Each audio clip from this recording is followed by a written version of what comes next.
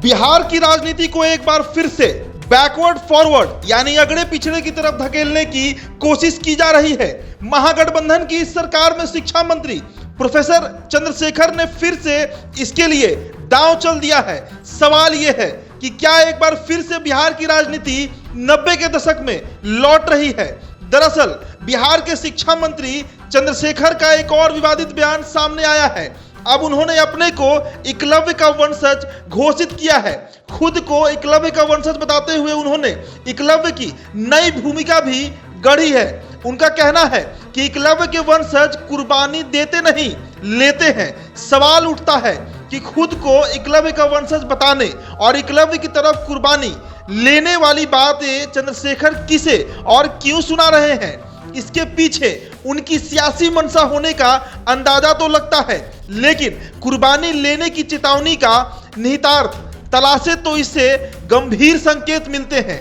यह सीधे सीधे बिहार को एक बार फिर से बैकवर्ड फॉरवर्ड की लड़ाई के लिए उकसाने वाला बयान है। बैकवर्ड फॉरवर्ड की लड़ाई की अच्छी उपज आरजेडी जैसे दल ले चुके हैं। आरजेडी सपा का यह आजमाया हुआ नुस्खा है। ठीक उसी तरह जैसे बीजेपी ने हिंदुत्व के जरिए बैकवर्ड फॉरवर्ड की 90 के दशक में लगी आग को शांत किया था। इसे समझने के लिए 3 दशक पहले अतीत में लौटना पड़ेगा। इमरजेंसी के बाद 1977 में जब देश में चुनाव हुए तो मोरारजी देसाई को जनता पार्टी ने पीएम बनाया। मोरारजी देसाई ने समाजवादियों की लंबे अरसे से पिछड़ों के लिए की जा रही 100 में 60 के आरक्षण की मांग को तार्किक बनाने के लिए बीपी मंडल के नेतृत्व में आयोग का गठन किया। आयोग की सिफारिशें तो आ गई, लेकिन उन्हें लागू करने से पहले ही मोरारजी देसाई की सरकार चली गई। बीपी सिंह जब बीजेपी की मदद से पीएम बने तो उन्होंने मंडल आयोग की सिफारिशों के अनुरूप अन्य पिछड़ी जातियां यानी ओबीसी के लिए 27% आरक्षण लागू किया। इसके विरोध और समर्थन में सवर्णों पिछड़ों की जबरदस्त गोलबंदी देश भर में हुई। तोड़फोड़, हत्याएं, आत्महत्याएं और सड़क अवरोध की घटनाएं आम हो गई थी। मंडल समर्थकों में तब के लालू प्रसाद और मुलायम सिंह यादव जैसे नेता भी थे, जिन्होंने आरक्षण के समर्थन में पिछलों को गोलबंद किया था। यह गोलबंदी उनके लिए सत्ता तक पहुंचने की सीढ़ी साबित हुई। बीजेपी ने इससे खफा होकर बीपी सरकार से समर्थन वापस ले लिया था। आरक्षण विवाद से लालू प्रसाद यादव और मुलायम सिंह यादव जैसे नेता सत्ता पर काबिज हो गए। सत्ता को बचाए रखने के लिए तब जनता पार्टी से अलग होकर बने जनता दल में भी विभाजन हो गया। लालू यादव ने राष्ट्रीय जनता दल बनाया तो जॉर्ज फर्नांडिस और नीतीश जैसे नेताओं ने समता पार्टी बना ली। आरजेडी ने खुद को मुस्लिम यादव की पार्टी के रूप में स्थापित कर लिया। उत्तर प्रदेश में मुलायम सिंह के नेतृत्व में समाजवादी पार्टी और काशीराम की अगुवाई में बीएसपी अस्तित्व में आई। अन्य प्रदेश में भी क्षेत्रीय दल बने। हालांकि बिहार यूपी में ही इसका आधार आरक्षण विवाद बना।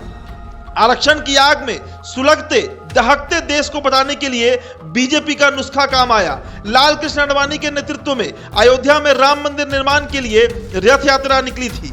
तब आरक्षण समर्थक इसे कमंडल की राजनीति कहते थे और आरक्षण विरोधी ऐसा कहने वालों को मंडल की राजनीति का हिस्सा बताते थे। यानी मंडल कमंडल की राजनीति शुरू हुई।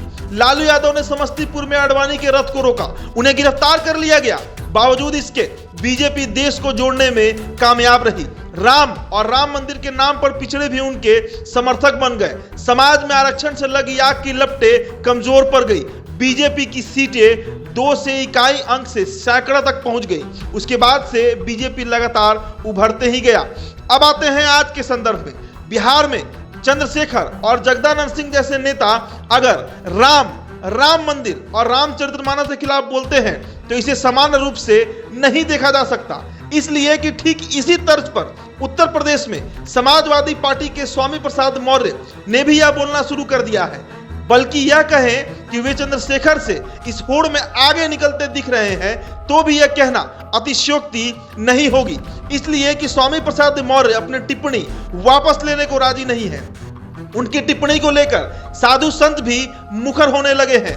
लखनऊ में एक कार्यक्रम के दौरान हनुमानगढ़ी अयोध्या के महंत राजू दास और मौर्य में रामचरितमानस के खिलाफ टिप्पणी को लेकर हाथापाई तक हो गई थी। अगले साल होने जा रहे लोकसभा चुनाव में बीजेपी का खेल बिगाड़ने के लिए विपक्ष की रणनीति का यह हिस्सा हो सकता है।